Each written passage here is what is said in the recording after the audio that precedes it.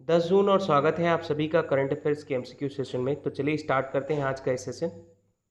ये session start करने से पहले हम लोग डिस्कस करेंगे कुछ टॉप न्यूज, जिसमें से पहली न्यूज है कि सुप्रीम कोर्ट ने अभी हाल ही में जो माइग्रेंट क्राइसिस चल रही है, ये माइग्रेंट क्राइसिस के चलते क्या किया है, कुछ ऑर्डर जारी किए हैं।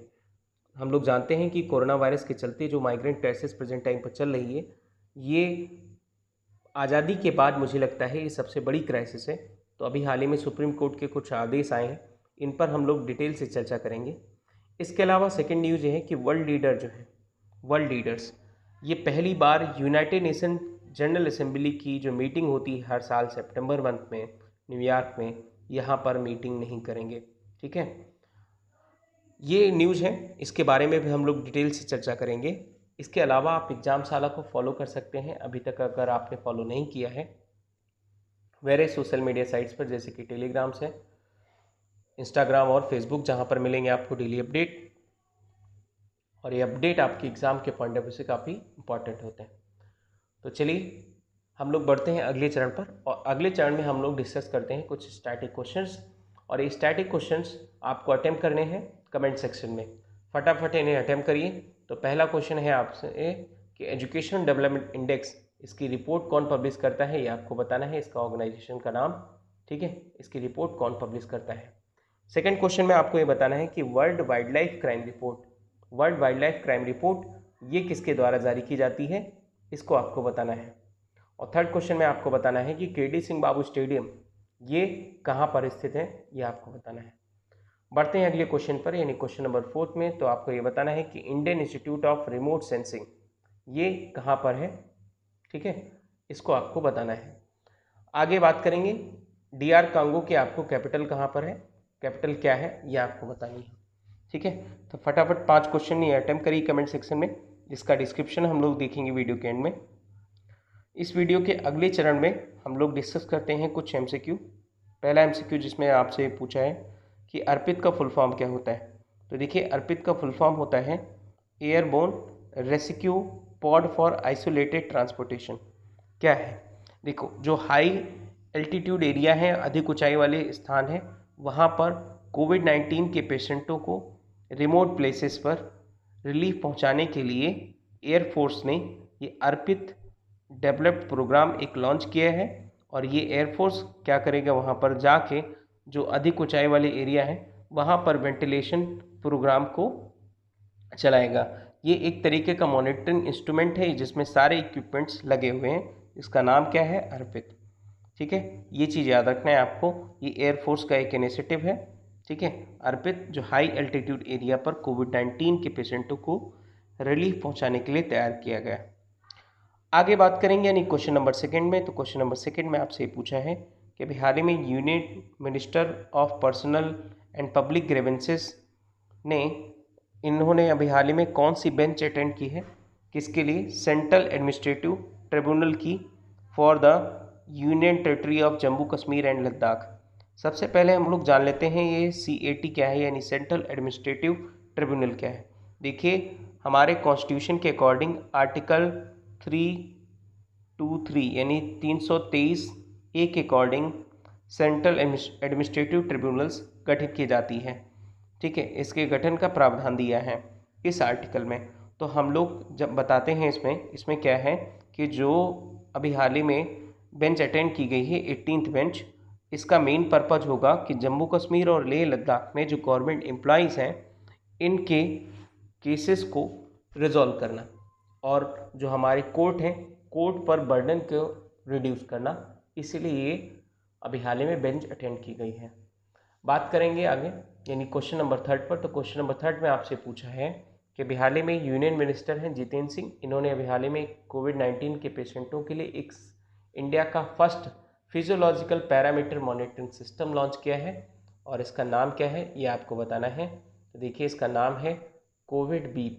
ठीक है, कोविड बीप क्या है, कोविड बीप एक इंडिया का ही फर्स्ट फिजियोलॉजिकल पैरामीटर सिस्टम है। ये इक्विपमेंट है जिसका फुल फॉर्म होता है continuous oxygenation and vital informations detection biomed ECIL ESIC pod. ठीक है, ये इसका फुल फॉर्म होता है, ये याद रखना है आपको। तो इसमें क्या है, इसमें ये है कि ये एक डिवाइस है जो कोविड-19 के पेशेंट हैं उनको ये मॉनिटर करेगी, और मॉनिटर करने में काफ़ी आसानी होगी कि उनके बॉडीज़ में अभी तरीके का किस तरीके से सुधार आया है, ये इसलिए ये डिवाइस विकसित की गई है। ये डिवाइस विकसित की गई है ESIC मेडिकल कॉलेज हैदराबाद और IIT हैदराबाद की इनिशिएटिव के साथ इनका कोलैबोरेशन हुआ है, तो उनके साथ ये डिवाइस डेवलप की गई है। बात करेंगे अगले यानी फोर्थ क्वेश्चन पर। तो फोर्थ क्वेश्चन में आपसे पूछा है कि national gallery of modern art, इन्होंने भी हाल ही में एक समर प्रोग्राम लॉन्च किया है जिसका नाम है ऑनलाइन नैमिषा। ये चारों ऑप्शन एक ही तरीके से है, ऑनलाइन नैमिषा प्रोग्राम ये है कि नेशनल जो गैलरी ऑफ मॉडर्न आर्ट है, तो मॉडर्न आर्ट के ज़रिए ऑनलाइन एक प्रोग्राम जारी किया जाएगा जो 8 जून से 3 जुलाई तक चलेगा। और इस प्रोग्राम में प्रिंट मेकिंग, जो हमारे स्कल्पचर वर्कशॉप हैं और बहुत सारी जो पेंटिंग वर्कशॉप्स हैं, इनको ऑर्गेनाइज कराने का काम ऑनलाइन किया जाएगा। नाम इसको याद रखना है आपको, ऑनलाइन नैमिषा। ठीक है, नैमिषा का फुल फॉर्म क्या होता है, नैमिषा का मतलब क्या होता है? तो नैमिषा का मतलब ये होता है कि जहाँ पर लोग श्रद्धा और भक्ति के साथ किसी एक प्लेस को वहाँ पर उसके प्रति आदर भाव रखते हैं। ठीक है, तो ये इसका मतलब होता है नैमिषा। आगे बात करेंगे यानी क्वेश्चन नंबर 5 पर। तो क्वेश्चन नंबर 5 में आपसे पूछा है कि स्टेट फूड सेफ्टी इंडेक्स में कौन से स्टेट या यूनियन टेरिटरी ने टॉप रैंक हासिल की है? तो देखिए, ये state food and safety index FSSAI के द्वारा जारी किया जाता है। ठीक है, FSSAI के द्वारा जारी किया जाता है। तो अभी हाल ही में जो FSSAI ने ये जारी किया है इंडेक्स, इसमें गुजरात, गोवा, चंडीगढ़ यानी ऑल ऑफ द अबव को टॉप रैंक मिली है। एक चीज़ यहाँ पर नोट करना है आपको कि गुजरात और महाराष्ट्र और तमिलनाडु, ठीक है, इन्होंने तीनों ने टॉप रैंक किया है। ये लार्ज स्टेट है। कुछ छोटे स्टेट हैं जिसमें से गोवा है, मणिपुर है और मेघालय, इन्होंने बेहतर काम किया है। ठीक है, तो जो अभी हाल ही में FSSAI की गाइडलाइन के अकॉर्डिंग इन स्टेट ने बढ़िया काम किया है। ठीक है, और साथ साथ में कोविड-19 का जो पेंडेमिक चल रहा है, इसमें भी food safety and standard authority of India की तरफ से कुछ नई गाइडलाइन दिए गए हैं, उन गाइडलाइनों पर भी काम करना होगा। बात करेंगे आगे यानी क्वेश्चन नंबर 6 में। तो क्वेश्चन नंबर 6 में आपसे पूछा है कि इंडिया की रैंक क्या है इन्वायरमेंट परफॉर्मेंस इंडेक्स में? तो देखिए, इंडिया की रैंक है इन्वायरमेंट परफॉर्मेंस इंडेक्स में 168। तो 168 रैंक पर है इन्वायरमेंट परफॉर्मेंस इंडेक्स। ये इंडेक्स जारी किसके द्वारा किया जाता है? तो ये इंडेक्स जारी किया जाता है याली यूनिवर्सिटी और साथ साथ में जो कोलंबिया यूनिवर्सिटी है, दोनों का इनिशिएटिव है एक। ठीक है, आगे बात करेंगे यानी क्वेश्चन नंबर 7 पर। तो क्वेश्चन नंबर 7 में आपसे पूछा है कि हाल ही में कौन से ऑर्गेनाइजेशन के द्वारा कार्बन डाइऑक्साइड के एमिशन को रिड्यूस करने के साथ साथ रिन्यूएबल एनर्जी के टारगेट को 50% तक बढ़ाना है? ये जो एग्रीमेंट है लाया जाएगा कौन से ऑर्गेनाइजेशन और साथ साथ में UNGC के द्वारा लाया जाएगा? तो यहाँ पर आपको उस ऑर्गेनाइजेशन का नाम बताना है। तो देखिए, इस ऑर्गेनाइजेशन का नाम है टेक महिंद्रा और साथ साथ में यूनाइटेड नेशन ग्लोबल कॉम्पैक्ट। ठीक है, इसका फुल फॉर्म मैं आपको बता रहा हूँ। यूनाइटेड नेशन ग्लोबल कॉम्पैक्ट ने भी हाल ही में एक इनिशिएटिव लाया है जिसमें कार्बन डाइऑक्साइड के एमिशन को किस तरीके से रिड्यूस किया जाए और साथ साथ में रिन्यूएबल एनर्जी को 50% तक 2025 तक कैसे बढ़ाया जाए, इस पर ये बात करेंगे। ठीक है, इनका मेन एम ये होगा कि हम पूरी तरीके से नेट जीरो एमिशन करें 2050 तक, और जो हमारा ग्लोबल वार्मिंग टेम्परेचर है इसको 1.5 डिग्री यानी 1.5 सेंटीग्रेड तक हम लेकर आए। ठीक है, इनका मेन एम ये भी है कि हम जो प्रेजेंट टाइम पर एनवायरनमेंट है इसको ग्रे से ग्रीन की तरफ कैसे लाया जाए। ठीक है, इस पर ये दोनों इंस्टीट्यूट मिलकर काम करेंगे। आगे बात करेंगे यानी क्वेश्चन नंबर 8 में। तो क्वेश्चन नंबर 8 में आपसे पूछा है कि हाल ही में रिचर्ड डॉकिंस अवार्ड 2020 ये किसे दिया गया है? तो देखिए रिचर्ड डॉकिंस अवार्ड जो है वो इस बार का दिया गया है जावेद अख्तर को।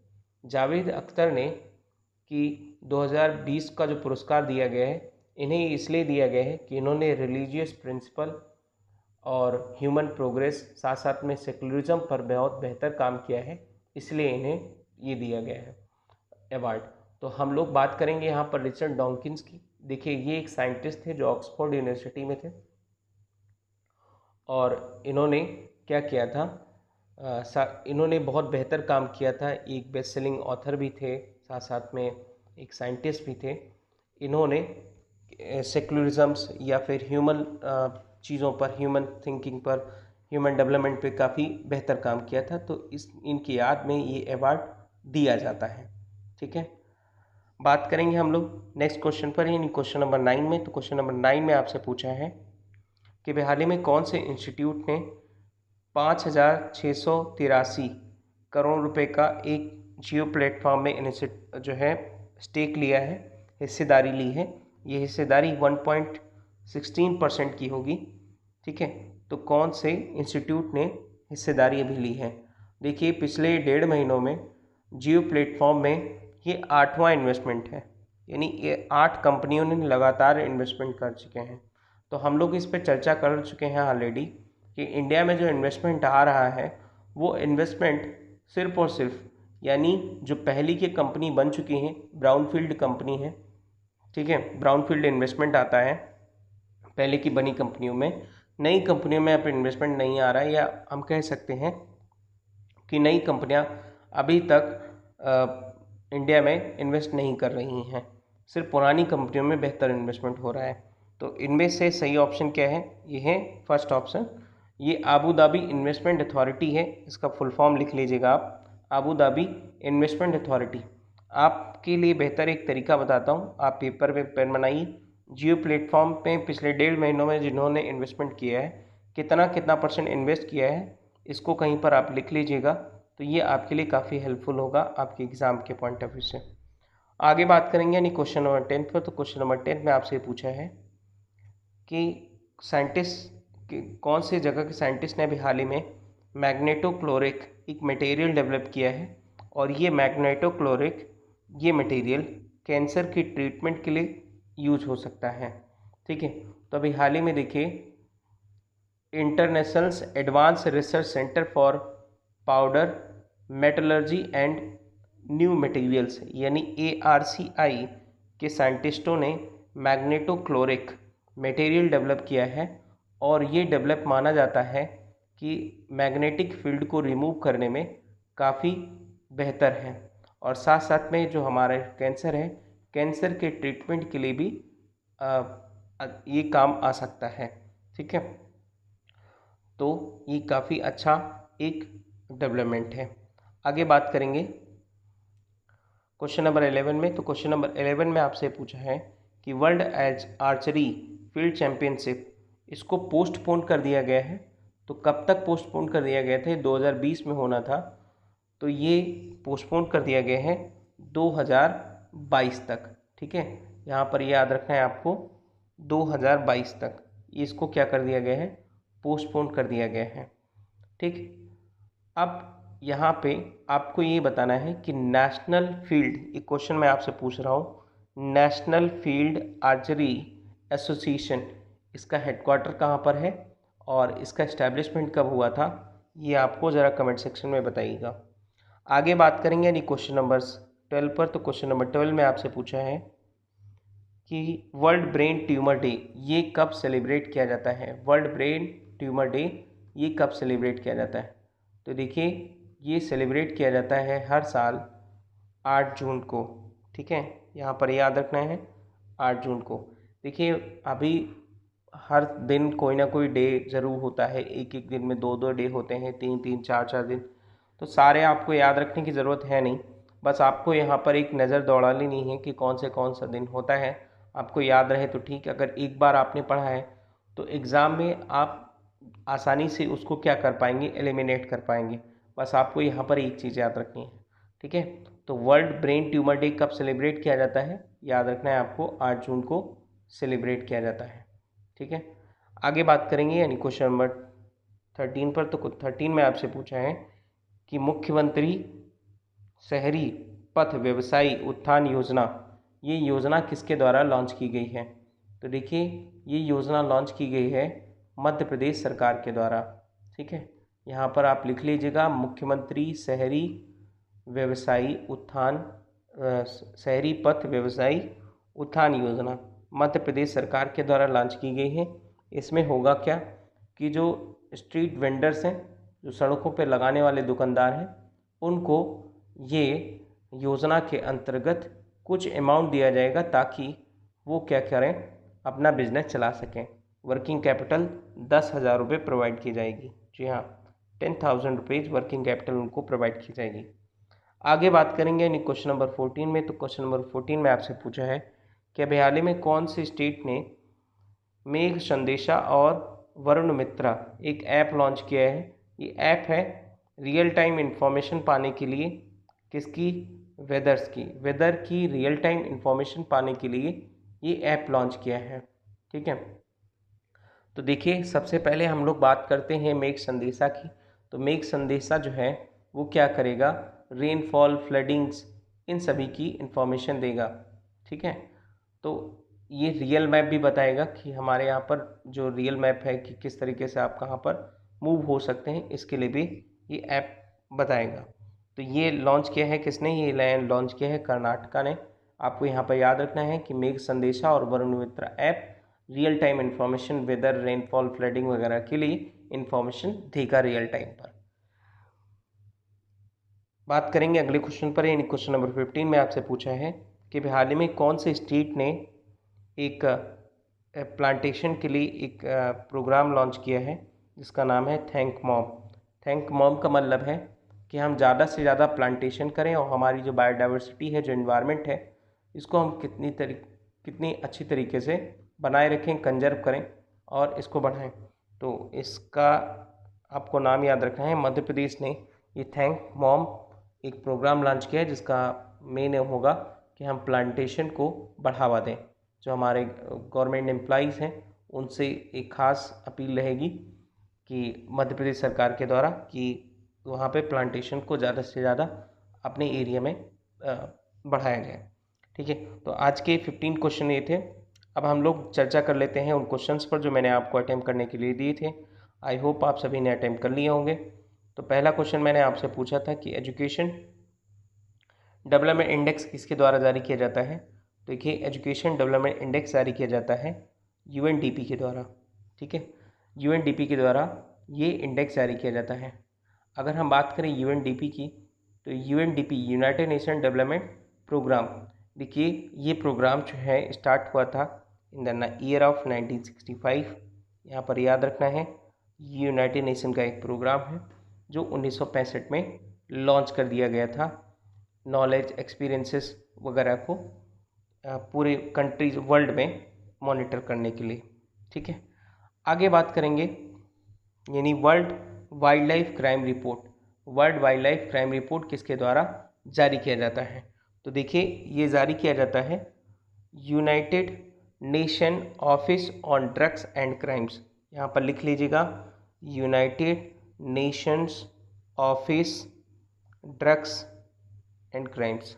ठीक है, यहाँ पर इस इंस्टीट्यूट के द्वारा world wild life crime report जारी की जाती है। अगर हम बात करें इस इंस्टीट्यूट का, तो इस इंस्टीट्यूट का जो इस हेडक्वार्टर है वह है वियना, ऑस्ट्रेलिया में, और इसका इस्टेब्लिशमेंट हुआ था इन द ईयर ऑफ 1987 में।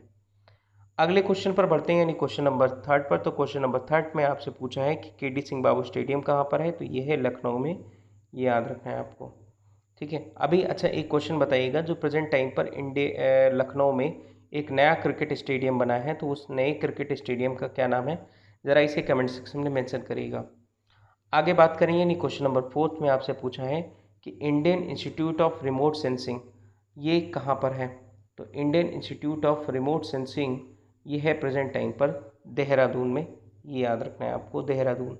ठीक है, अच्छा आपको पता है कि उत्तराखंड की नई कैपिटल भी हाल ही में समर कैपिटल बनी है, क्या है ज़रा बताइएगा देहरादून की नई समर कैपिटल, कमेंट सेक्शन में मेंशन करिएगा फटाफट। ठीक है, बढ़ते हैं फिफ्थ क्वेश्चन पर। इन फिफ्थ क्वेश्चन में आपसे पूछा है कि DR कांगो है डेमोक्रेटिक रिपब्लिकन ऑफ कांगो, ये इसकी कैपिटल क्या है? तो देखिए इसकी कैपिटल है किन्शहासा। ठीक है, यहाँ पर याद रखना है आपको, इसकी कैपिटल है किन्शहासा, किन्शहासा। ठीक है। अच्छा, एक काम करिएगा, आपको ये बताइएगा कि DR कांगो क्या एक लैंडलॉक्ड कंट्री है या इसका बाउंड्री जो है वो ओशन से मिलता है या नहीं, सी से मिलता है या नहीं, ज़रा इसे कमेंट सेक्शन में बताइएगा। ठीक है, तो ये आज के 5 क्वेश्चन थे। अब हम लोग चर्चा कर लेते हैं उस टॉप न्यूज़ पर जो मैंने आपको बताई थी।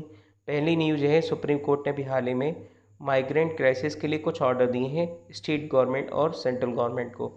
तो देखिए मैं आपको बता दूं कि सुप्रीम कोर्ट ने माइग्रेंट क्राइसिस पर एक नया ऑर्डर जारी किया है, और जो ऑर्डर है अभी बताया है कि 15 दिन के अंदर सारे माइग्रेंट्स को अपने घर तक पहुंचाने की जिम्मेदारी स्टेट एंड सेंट्रल गवर्नमेंट की होनी चाहिए। ठीक है, और विदाउट एनी चार्जेस, यानी किसी भी तरीके का कोई चार्जेस उनसे नहीं लिया जाएगा। ये ऑर्डर जारी किए गए हैं सुप्रीम कोर्ट की तरफ से कि 15 दिन के अंदर, यानी विद इन ए 15 डेज सभी माइग्रेंट को उनके घर तक, उनके होम टाउन तक पहुंचाया जाए। और जितनी भी श्रमिक ट्रेनें रिक्वायर्ड होनी हैं, ये स्टेट और सेंटर जो है मिलकर बताएं कि कितनी श्रमिक ट्रेनों की आवश्यकता हो सकती है माइग्रेंट्स को उनके घर तक पहुंचाने के लिए। ठीक है, ये चीज़ याद रखना है आपको। आगे बात करेंगे यानी यूनाइटेड नेशन जनरल असेंबली। तो यूनाइटेड नेशन जनरल असेंबली जो है ये हर साल सितंबर मंथ में मिलते हैं, और 193 इनके मेंबर्स हैं। तो 193 मेंबर्स, 75 साल में कभी भी ऐसा नहीं हुआ कि जब ये एक साल में एक बार ना मिले हों, हर साल मिलते हैं।